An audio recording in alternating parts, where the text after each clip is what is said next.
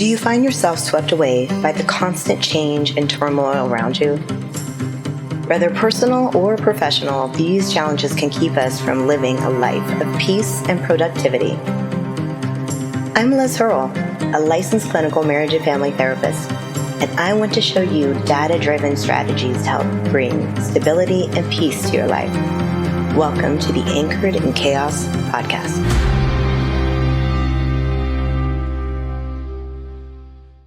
Welcome back, everyone. Welcome back, Liz. Thanks for having me. Yeah, well, thanks for being here. Thanks for hanging out with me, as always. Yeah, I love Partner this. in crime. I love this. It's pretty fun. Yeah. It's getting better.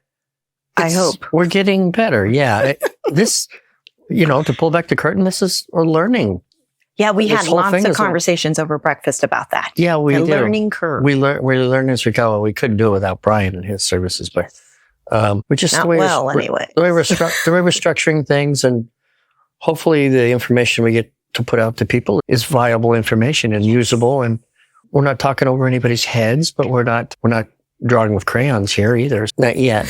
But today we got a good topic. We're going to talk about some sciencey stuff too. We do. So we are going to cover basically an all-encompassing idea of how alcohol, the chemical alcohol, impacts our overall whole being, our body and our mind and our whole self, not just so the mental and the physical aspect in combination. And I know that a lot of individuals struggle with alcohol consumption as far as utilizing it as an antidepressant. Right. When we talked about it as a depressant. Right. And full confession, we've all been there. Oh, absolutely. Right? Anybody who's been around the block or around the world a few times. Maybe not the Pope. I don't know. Yeah. Well, no, definitely the Pope. Drinks wine. I didn't realize that. Definitely the Pope. Anyway, we all have experienced that, and some of us come through that storm fairly undamaged. Some of us make a great realization that this is a dead-end street.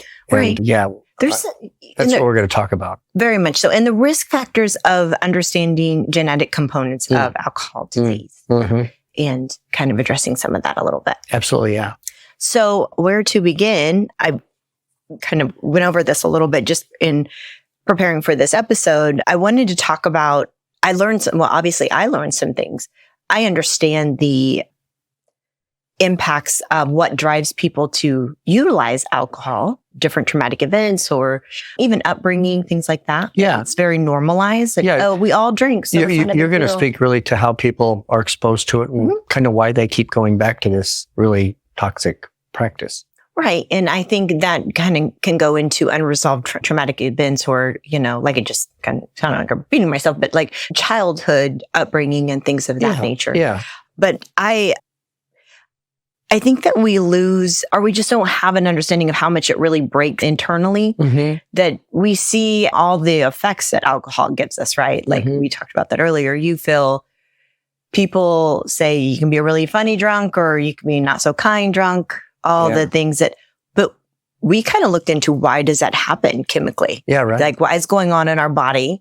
What is being turned off or released or things of that nature? In the conversations we had, I relayed to you several instances of people who I saw literally Dr. Jekyll, Mr. Hyde. Yeah. They were a totally different person. And then when they started to imbibe, they became some became indescribably high functioning and talented beyond belief. Right. But that's a rare thing. And again, this speaks to the idea that there's an exception to every rule, right? We're going to talk, I'm going to talk about some of the biochemistry and some of the areas of the brain, how they work and are affected in the biochemical reactions that bring on these effects of drunkenness and inebriation. But the behavioral part of it is quite fascinating. That it really is the black box of the mind and the personality, that what emerges after the effect is kicked in, right? It's amazing. Right. And I said to you earlier, I think that it's more so about what gets turned on or dampened, either way you look at it. Now, as you were sharing that, I had to say for self that any individual that has been around me after I have consumed alcohol, I'm already a volume increased individual, and that only intensifies. You mean you get louder? That's what you're saying. You get loud. I might get a little louder. Okay. And I don't recognize it. Yeah. But I'm already loud and people are like, Liz, you're being loud. And There's just that increase. That is interesting. Much of the work that I'm going to rely on here, or I'm going to convey to you, it's built primarily from my understanding through all of my science degree work and knowledge. But I also built a lot of this stuff just recently from a podcast from Dr. Andrew Huberman, who I admire and respect very much. I watch his podcasts all the time.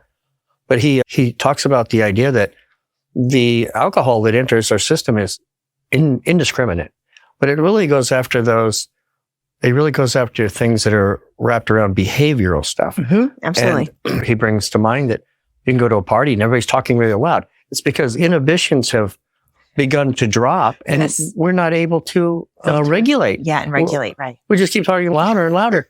And you walk outside and your ears ring and your voice is hoarse. And it's amazing how that happens. Mm-hmm. But it's all the effect of drunkenness. Right. And then what goes on in our body when that happens, obviously we know the nervous system's impaired when that takes place, and you are slower to respond to things, or you're just not you're just not present. You're not tracking. Yeah. Right? It's interesting you use the term nervous system. It does directly affect the nervous system. However, what we're going to focus on here really is the behavioral changes that come about through the exposure to alcohol, and that there is no safe level of alcohol to take in. Right. And I think that's really important to talk about. Right. And to say, again, sorry not to cut you off, but not to say you can't drink alcohol. Yeah. It's just awareness around what alcohol does for you. This does to you, actually. This isn't a session of passing judgment and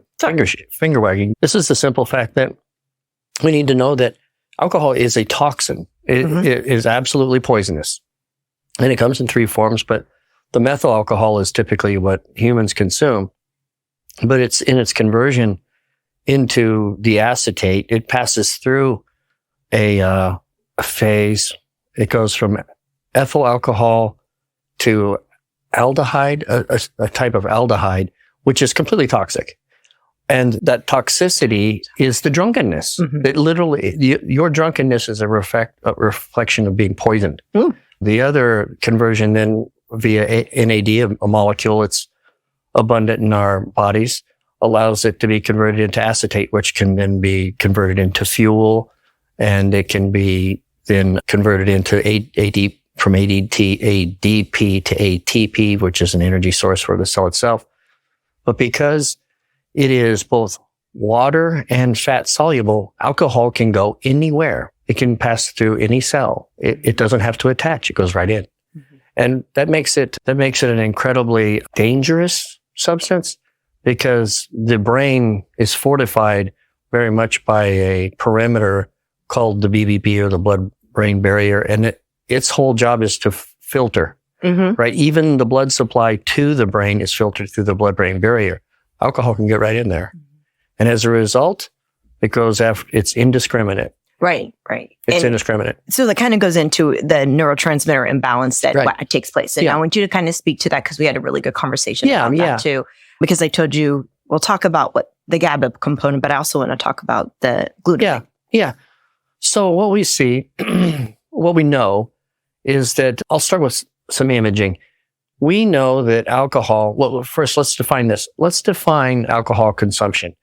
It's defined more or less on the metrics of about 14 drinks a week. Now, that could be 14 drinks all in one day. That could be 7 in 2 days.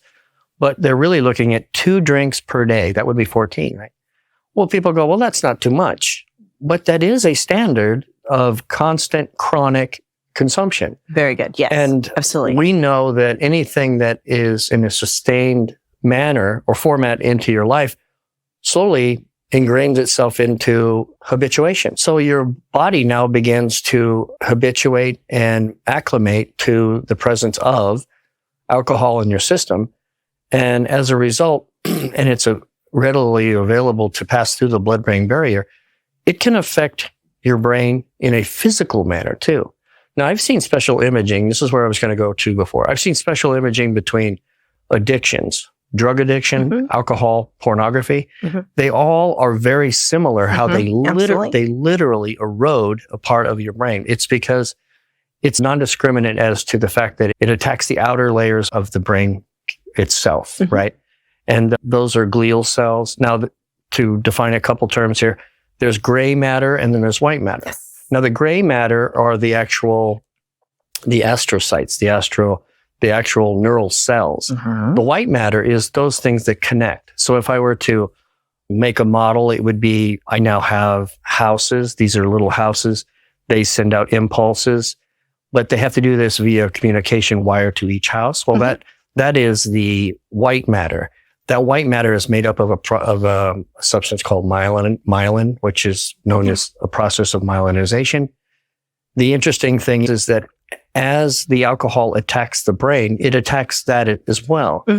So what we see then is in long-term and chronic cases, we see that people lose that myelin sheath. So let me explain how it works. It is very similar to skipping a stone across the water. If I were to let's say I was trying to throw my rock from here to the shore, and I tried to throw it with enough force that it would pass underwater. Well, it would be slowed down. But if I could skip it across the top, that's called the saltatory effect. That's what myelinization does. It wraps the nerve itself, the conductor, in a myelinization. The neat thing is that acts like an insulator. Now, every time there's an impulse, it gets to skip very rapidly down the nerve. Well, when the myelinization is now broken down or becomes weak or is completely missing, now it's slowed down significantly. Now we're talking timeframes that are nearly indescribably small. However, they are slower. And what we see in people with drunkenness is a slow response. We see a lack of motor skill, see a lack of cognitive process, memory. Sure. Which is big with alcoholism is its effect on memory. Oh, yes. Yeah. But we see the physical responses too. If you've ever been in a bar after 1 o'clock and everybody's face is just melted off their bodies, it's literally, this relaxation process has just literally let go of everything. And you become this stumbling, bumbling, mumbling. It's really strange to see. But the science behind all that is, it's poison. The more drunk you are, the more poisoned you are. Excuse me. Yeah, that's correct. Right. The more drunk you are, the more poisoned you are. And people know that when you die, you can literally die of alcohol poisoning. Sure, right. Absolutely. You have consumed so much alcohol that conversion from the alcohol into the acetate, which would normally be used as a fuel source, it just can't keep up. And now the toxins build up. They build up in your tissues, primarily in the liver, which is its first source because it's so readily available, drawn into the blood cells. Your liver is your first line and giant filter for all of that. It just can't keep up. Right. Long term, you keep doing that, it leads to conditions like cirrhosis. And cirrhosis is literally hardening of the liver. You just can't keep up. And as a result, your body fills up with these toxins and it just can't dissipate. It just can't keep up. And it takes you. Yeah. So kind of going back to speak to how GABA plays a role in this. Okay. So GABA is present in the brain. So let's look at how GABA is introduced into the brain exogenously, which means from the outside. People who have Parkinson's now I may get this backwards. They are given GABA to increase function. To decrease GABA. I may be wrong on this. Okay. But essentially, the process of GABA is an inhibitor. A neurotransmitter. And how it functions at the synaptic gap is it allows the body to, here's why it becomes just a little bit complicated in layman's terms. And even if you understand it, to understand how things work in your body, you have to understand that there's never just on and off. There's always a system that is promoting something and something that's inhibiting something. And while it may do this to this, it may actually spin off and be doing something else someplace else or inhibiting. So what we see is that alcohol increases the amount of GABA, which in itself at the synaptic junction begins to make you relax, right? And it turns on your inhibitions. It turns on your inhibitions. Essentially, it's depressing your inhibitory process, meaning those things that are in you, they begin to come out. Your filter begins to go away. It has been problematic for some people. It's said many times, if you want to hear the truth, talk to a drunk. That's exactly true. Right. I don't know if that's true. I don't know if that's true that you're going to hear the truth, but you're going to hear something. Yeah, well, that is the case, is you'll hear something. The point being is that while GABA plays an important role in your body, when alcohol is then introduced, that system of inhibition then becomes altered, and now we can't do things. We begin to dysregulate. So we begin to speak louder. We begin to make more motions. We begin to move more. We're more animated. We're usually far more vocal and, once again, opinionated. But what happens is, yeah, and it does matter. But what happens most primarily to the body is you're entering into an altered state. And this is drunkenness, drugs, alcohol. Yeah, all of these have all of those things. Same thing. Same kind of effect. Now, were you going to speak about glutamate? That's a bit outside my realm. And I think if we go into glutamate and GHB, and we might lose some things. It begins to be, I think I'm speaking outside my expertise there. Although I've been exposed to it enough, I don't know that I can relay it simply in this type of.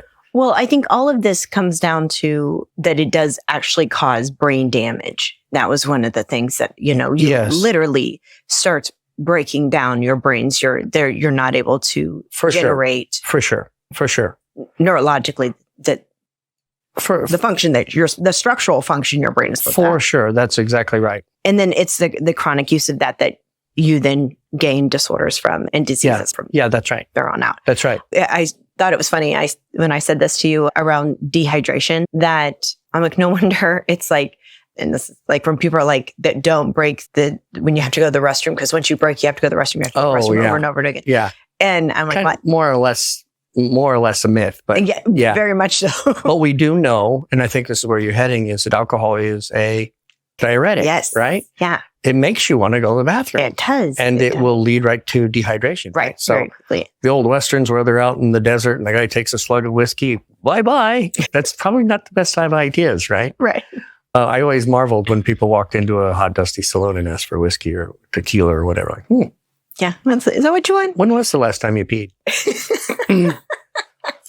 So this goes right into a little bit what you've already talked about, liver damage. Yeah. And how that's going to, you kind of spoke to that a little bit. It's essentially just overuses your liver. It just can't keep up. So how this works is if I were to give something exogenous, let's say intramuscularly, that would dissipate through the tissues, find its way into back into the vessels, either the arteries or most likely into the venules, which go into the veins, return it to the heart. That would then proportionately pump it back through your filtration system. Now, if you take in something orally that passes through your gut, it's going to find its way right to the liver, full dose. That's why some oral medications are so toxic for your body, is that you get 100% slammed by the toxicity at your liver versus something that's taking into intramuscularly, right? Nice. Yeah. So in speaking for a moment around the mental health arena, I know a lot of individuals utilize alcohol as a sleeping agent.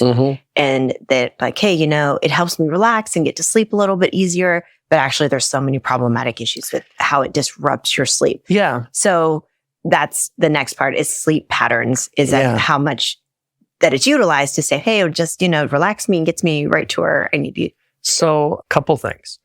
First of all, alcohol is a depressant to the respiratory centers of your brain. Yes.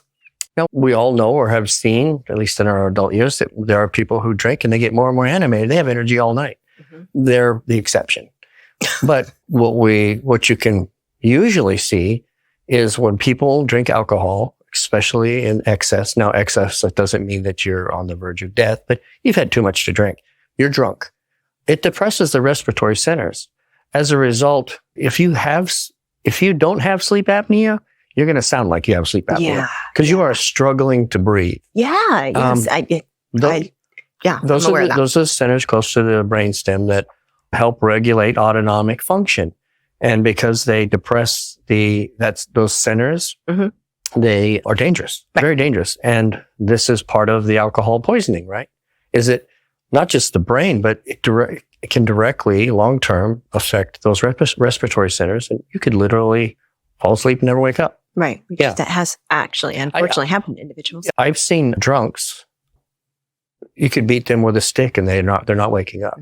They are completely out. Okay. So I'm really glad you said that, because I was actually going there next, is that when someone's like, man, I passed out all night, but I wake up and I feel like I haven't slept for like 2 weeks. Oh yeah. So that's the disruption you're talking about in your nervous system and your respiratory and your brain function. You're not getting appropriate amount. You're not resting is what I want to say. Yeah. The thought that you're going to take a couple drinks, a couple bracers, then go to bed, you are sacrificing quality sleep. Yeah, absolutely. Yeah. Because your body is now differentiating between this sense of drunkenness and the absolute work that it takes for your respiratory centers to keep up. And as a result, it's going to keep you in this flux between, hey, wake up, and I can't stay awake. Hey, wake up, I can't stay awake. It will battle you until, I guess, the levels of toxicity drop. I say toxicity, whatever the level of alcohol consumption is, drops below what your body can handle at that time, right? In vitro, yeah. And as a result, those things need to balance out before you become regular. But with age, with size, body mass, I should say, obviously smaller people consume less and can feel the effects more. The larger the body mass, the more they can intake. But once those ratios are met, where they become then in a toxic realm, drunkenness to your brain, you're flirting with danger, right? Flirting with danger. Sure, absolutely. And sleep is a great way to dissipate all that.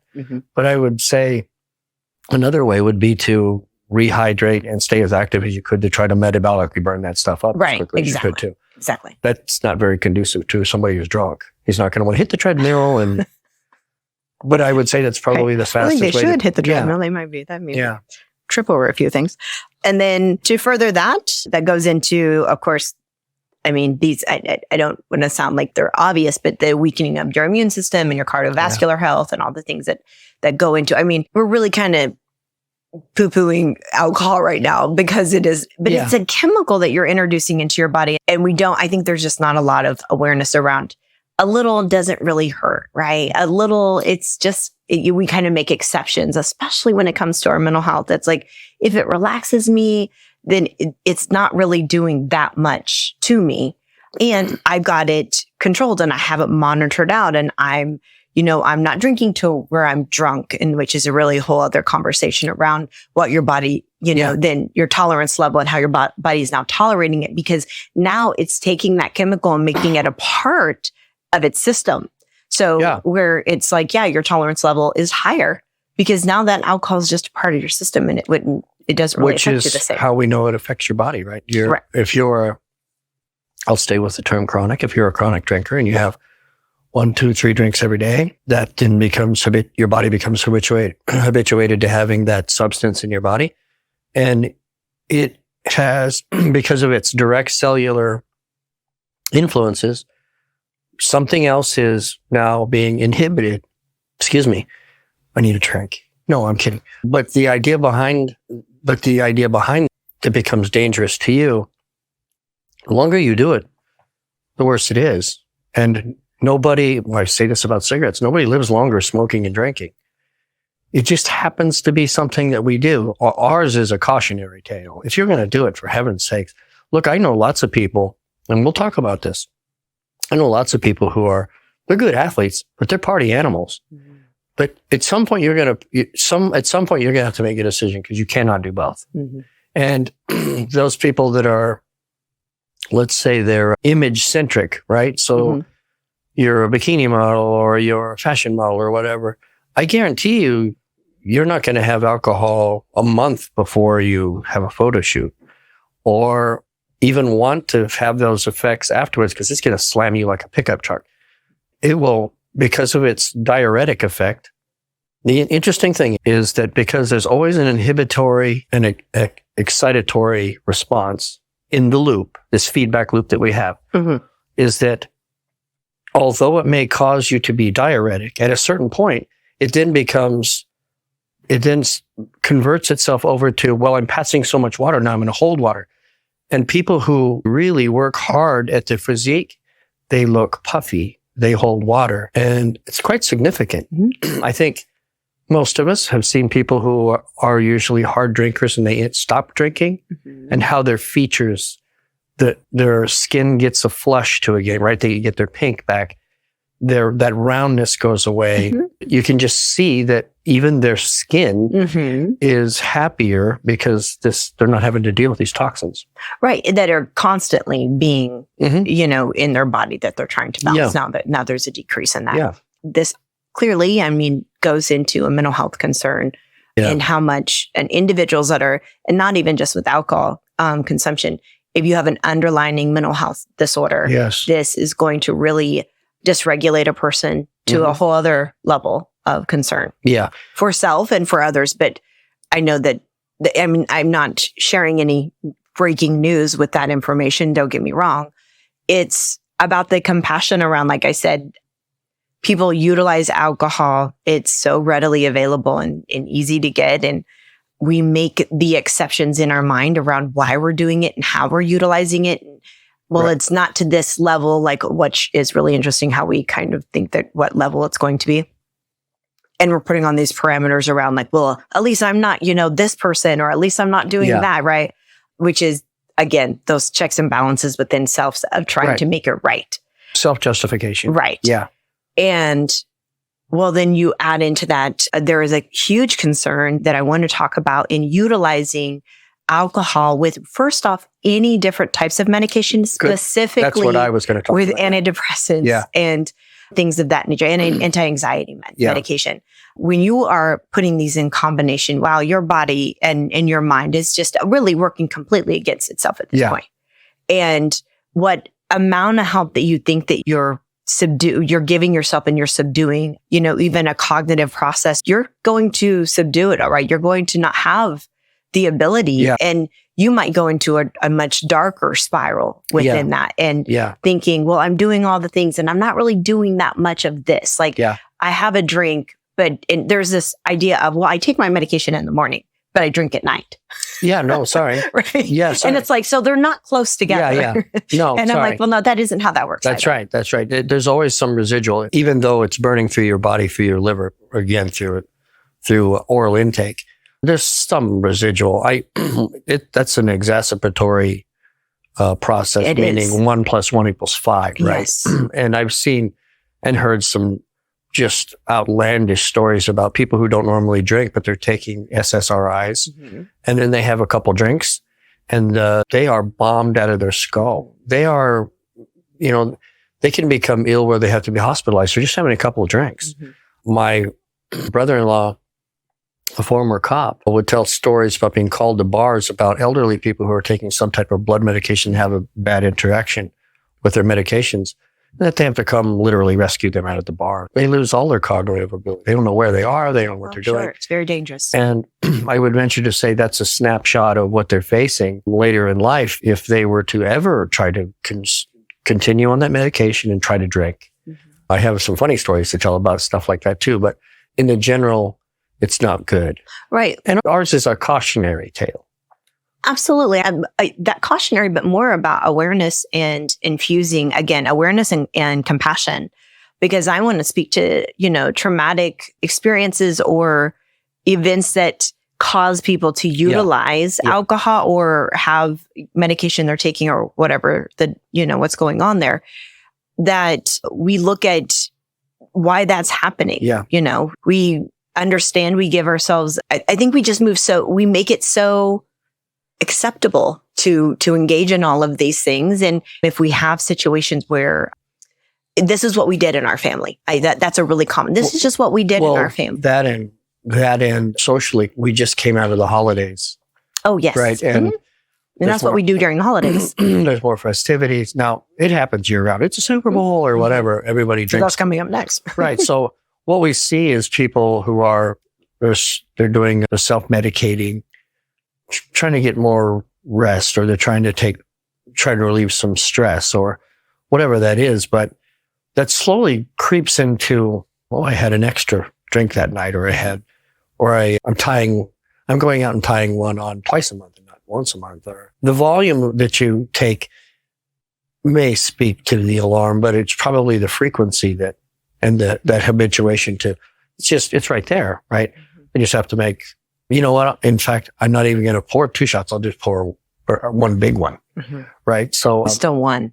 Yeah, it's still one. It's right? still one. And here we are justifying it. Yeah. So yeah. 1 fingers becomes 2 fingers, becomes 3 fingers, and pretty soon we're drinking straight out of the bottle.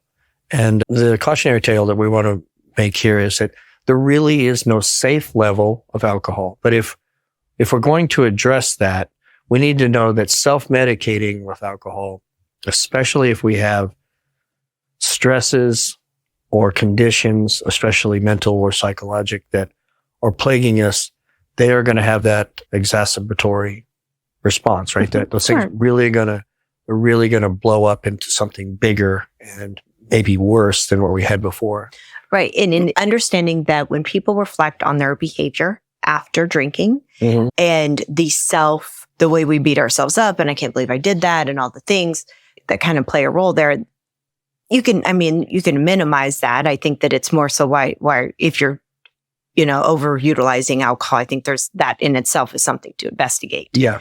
I'm speaking more to when we have such a draw to something that seems very normalized, and then we don't know how it's really affecting us. Like, how do we stand back and what's the gauge? Like, where's the measuring tool, right? Yeah. We're speaking a lot of, science related chemical reactions in our bodies and things of that nature that I think are really important that we know what's happening.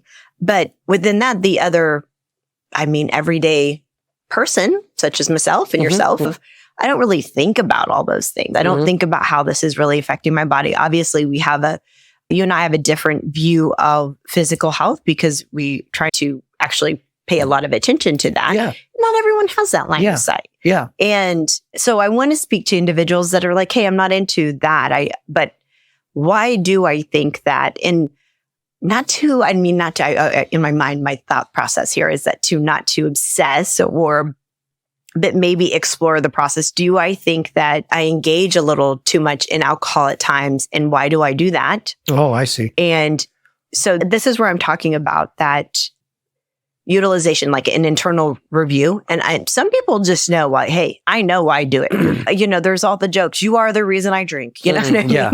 And there is that, and there's truth in it. I'm not saying that it's not true. Yeah. But for individuals to understand all of this physical component and chemical response, but I'm speaking more to the mental health part of yourself, of giving yourself a little bit of a break there. Yeah. And because either we're completely avoiding and denying it completely, like, well, that's not really a big deal. Yeah. And inside the internal shame and guilting and just denial that we have within self, we're really quite cruel to ourselves then. Yeah. So what I hear you saying is, in the alcohol consumption, if we could step back and ask why, am I a closet drinker? Am I a social drinker? Am I just a go to the bar and spend all my money drinker? But that's that self-examination it's usually the hardest to put ourselves under the microscope. Absolutely. But this is where you're pointing, and this is where you would be able to say, my father, who used to tend bar quite a bit to make extra money, I one time asked him, why do they put a mirror behind every bar? And he says, because you won't recognize that guy tomorrow morning. That's what my dad told me. That's pretty sad. It is. That's pretty sad. And I never really thought about it. I always thought it had to do with space and stuff like that. But it's really to make the bar look bigger and busier and stuff like that. But he always used to tell me it's because you won't recognize that guy in the morning. And that's a sad statement. Super sad. Even in the industry, we're going, hey, drink up, bro. Yeah. Drink up. But at some point, you'd think, and I'm going to make myself as an example because getting out of the military, my closest friend, we just knew that we were spending too much time with wine, women, and song, right? And we literally, we drank a lot. And we just literally took stock in what was going on in our lives. We had no money. We had nothing. Even though we made great money, we had no bills. We were broke all the time. What's going on with that? At some point, you'd think, if we didn't have each other to bounce things off of, we probably would have continued down that road forever because, hey, it's fun getting drunk with your friends. But at some point in time, you need to take stock in the fact that something's not right. What do we do? Why are you doing this? Mm-hmm. And to this day, I've told her, I don't drink. Mm-hmm. But it's not for the fact that I wouldn't love to have a couple of drinks, sitting around with my friends and just laughing till I cried. I love those times, telling stories until 4 a.m. Oh, those are great stories. But man, I hate the price I have to pay for the days to recover. It takes me a week to get my head clear. Mm-hmm. And, we spend so much time, money, and effort to make ourselves strong and fit and all that. Why would I want to take 20 steps backwards and ruin it? Mm-hmm. But that's us, right? That we're either in the fitness or in the mental health realm. We deal with this all the time. Now we try to help others with that too. Mm-hmm. But now we're asking people to take a look at yourself and ask yourself, why do you drink? Mm-hmm. What is it? What's the underlying process there? And isn't there a better way to spend your time, money, and effort? Yeah. In having the opportunity to work with individuals around alcohol use, I always encourage it. This isn't about coming in and saying you should absolutely stop doing all of this. Right. It's like there's a self-awareness piece of like, why do I do the things that I do in a healthy way? That reflection, not a guilting, belittling, and I think that's where we go to first. It's always like just self, crucify ourselves over and over again versus saying, hey, maybe why I do this for a different reason. And I don't really want to unfold that part of me. Yeah. Psychotherapy. And there's a place to do that and look at this other part that I fuel it with alcohol instead of really examine it for self. So I'm going to push back on you just a little bit. When I use the term psychotherapy, you tell me it's more behavioral therapy.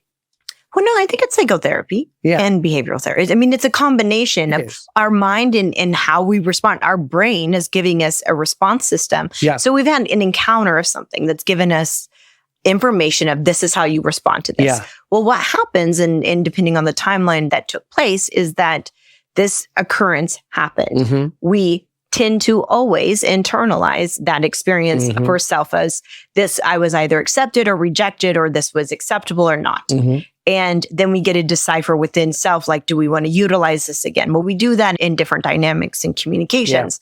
Yeah. And we kind of, if we repeatedly do something and we're kind of hitting a brick wall with it over and over again, sometimes the feedback to self is like, you're just really crappy at life. Yeah. So you just aren't doing this very well. So you need to either shut up and be quiet and put this part of you away because that's not acceptable for the rest of the world. Yeah.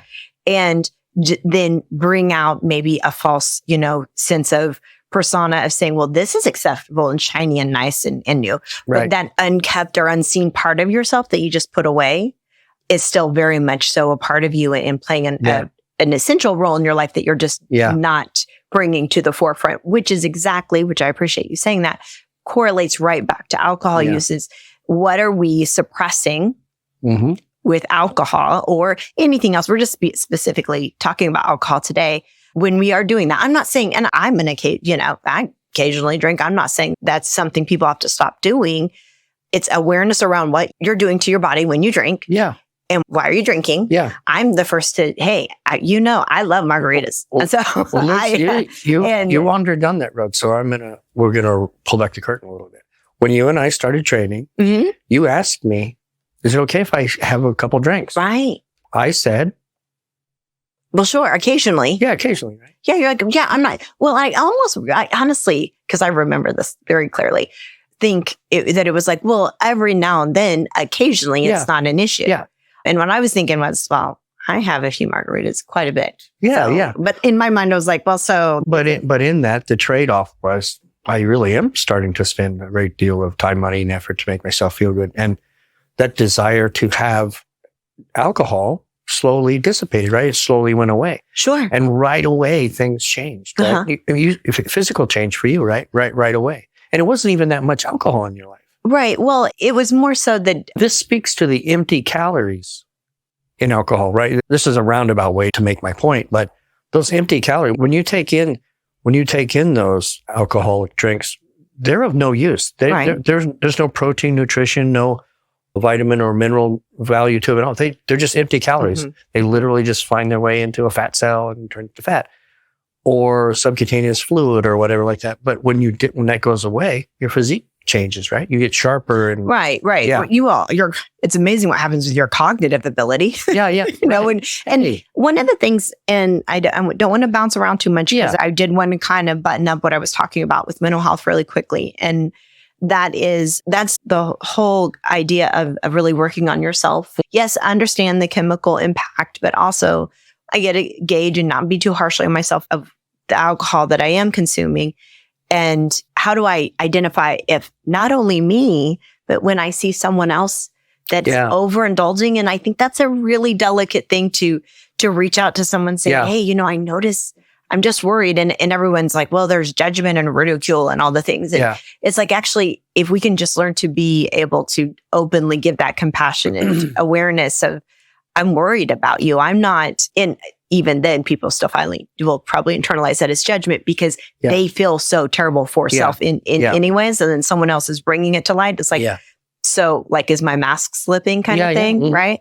But I still encourage actually people to say, no judgment. I'm just here for you. Like even I watched a reel the other day and it really made me emotional because first off, she was being emotional and it just really hit me. And I thought there is nothing more impactful than the presence of someone else being present.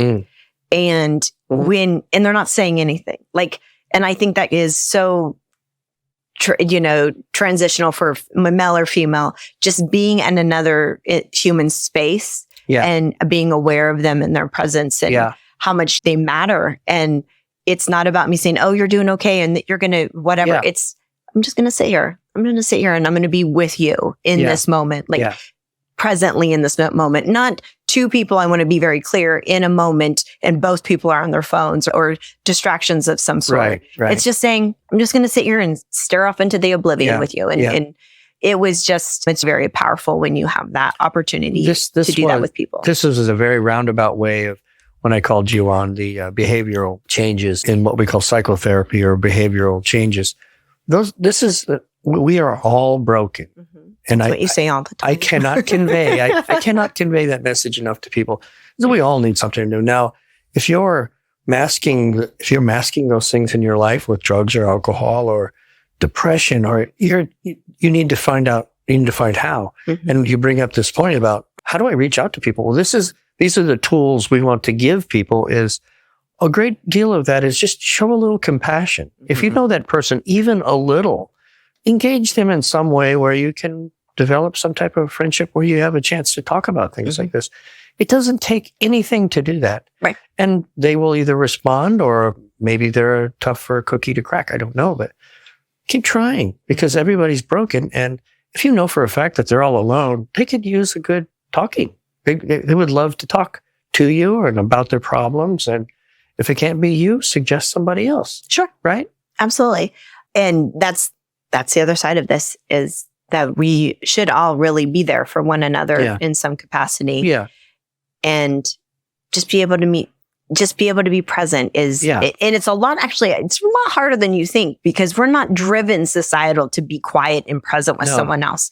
That's why I said the thing what I mentioned about the phones or distractions or like someone to sit with you. And I've shared before, I'm perfectly content in sitting in silence. Like I find that actually a little relaxing. Sometimes I can drive home at the end, especially my late evenings from my practices when I drive home. I don't put anything on. It's just quiet, just nothing, just me in the road for, 20, 25 minutes. And it's really like alleviating for me, like, because obviously I've been in process all day of different things, but I don't listen to music. I don't do anything.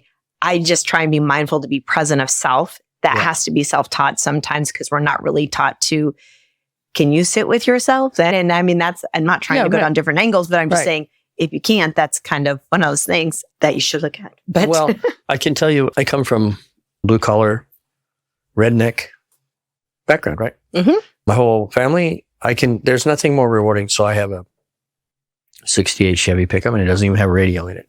I can tell you there's plenty of times after a really hard day's work, driving home in a Kansas sunset, just have your arm out the window. And it's almost childlike, but if only people could find a time to just look around and take in what's Jordan say, if you don't ever pass up the opportunity to pet a cat, right? Oh, yes, that's right. But it's one of those opportunities we ask everybody to take is take a little stock in yourself, right? Things are going on in your lives and all the lives around you, but if you can't grab hold of somebody to sit down with you, sometimes you need to do it yourself. Another really great way is just to find an objective ear. Maybe you don't even know these people, but reach out to a professional. Just say, hey, I'd like to talk to somebody about something.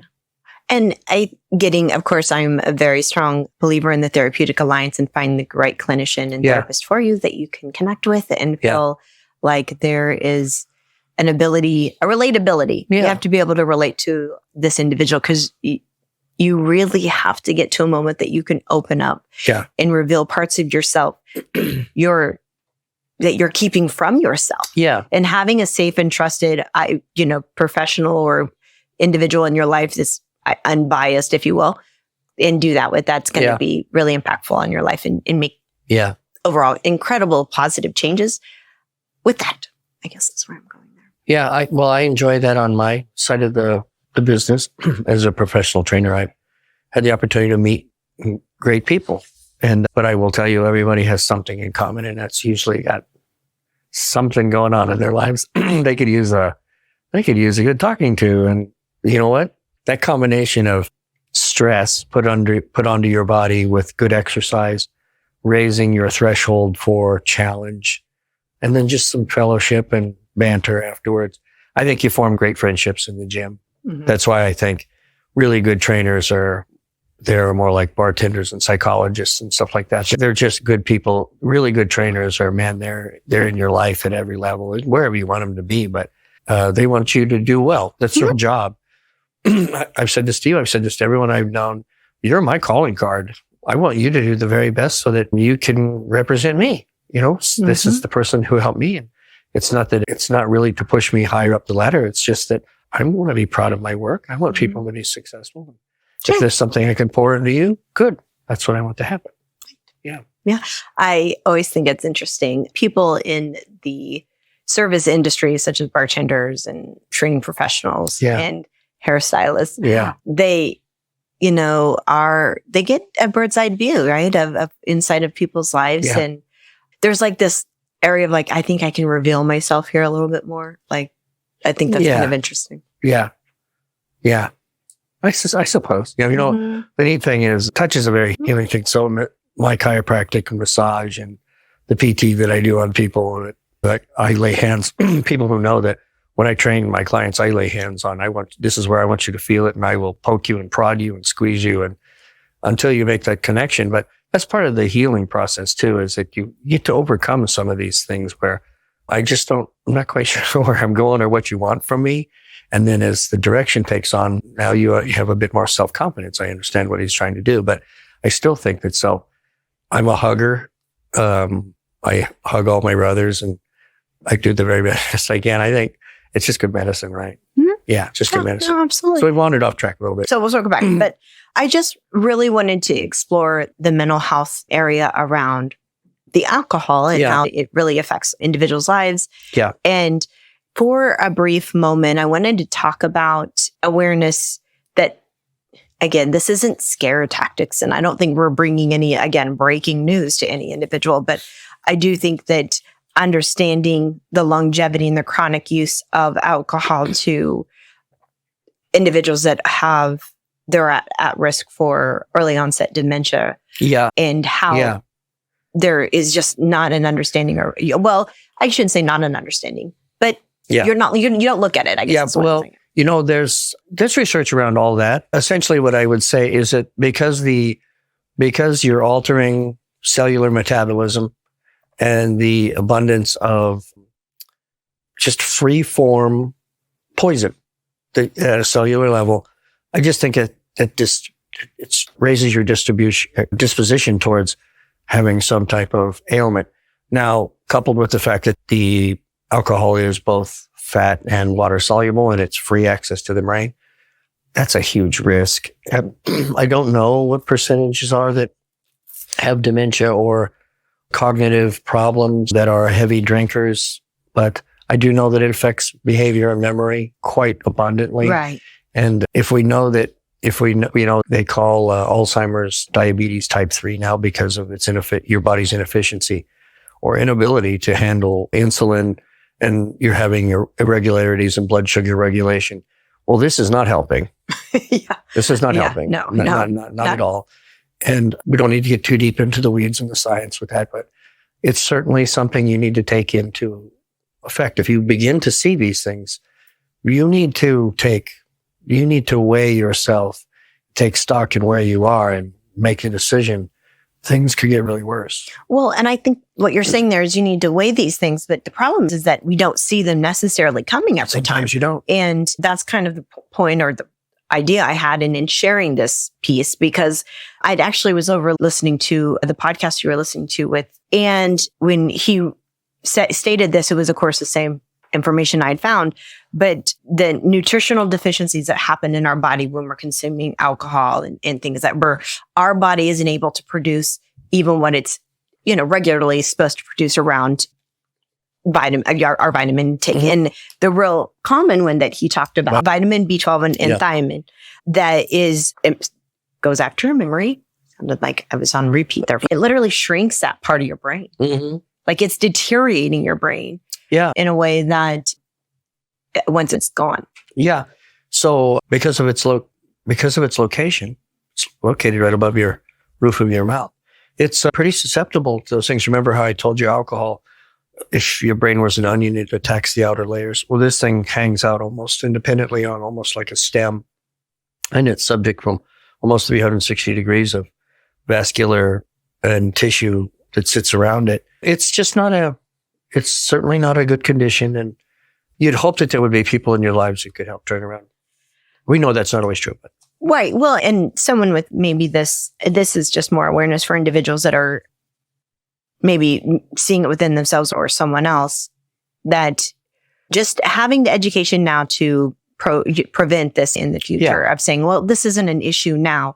All of these things that I'm talking about are happening now. Yeah. Now I understand when I say chronic use, again, the measuring tool of that, right? Right. If we went back to the measurement that you said earlier, if you did 2 drinks a day and consistently is becoming a part of your body. Well, that's the lowest end of the spectrum. Right. Yeah. And I would I should have got the statistics for that. Like what is being utilized currently? I would be guessing, but I would venture to say most people have 4 drinks a day. On average. There are people at 0. Uh-huh. And there are people that have 4 drinks a day. That seems. There are people, I've known people with no names. They drink a 20-pack every night. Okay. It was every night, 20-pack. And then, as I would tell you as a therapist, there's probably a reason for that. Yeah, there is. There absolutely is. There's probably a reason. Yeah. So, I mean, I know this kind of, we went from mental health to talk. I just really wanted to briefly, speak about this. Excellent. This is an excellent topic.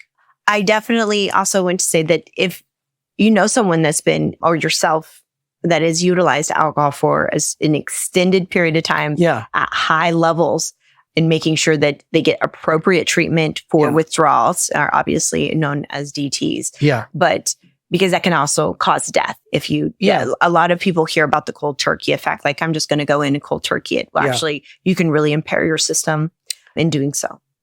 Yes. That is a no. Yeah.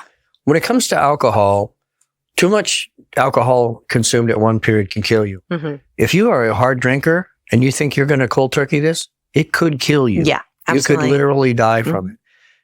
If you need to have professional help through that process. Mm-hmm. Absolutely. And that is a hard and fast rule. Do not try to just cut things off. You need to have it. You need to have a structured withdrawal. It has to be tapered.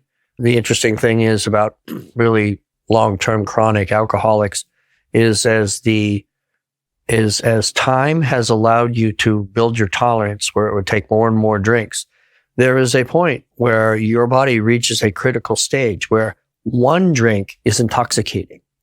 You're completely out of your skull. It's because you've lost your ability to metabolize these poisons, and now they go almost directly to a saturation level, and you are blasted out of your skull with one drink. Mm-hmm. Slurred speech, can't walk the whole bit, and you're on the cusp of bad times. Yep. Bad times. Seen it before, but do not try to do this.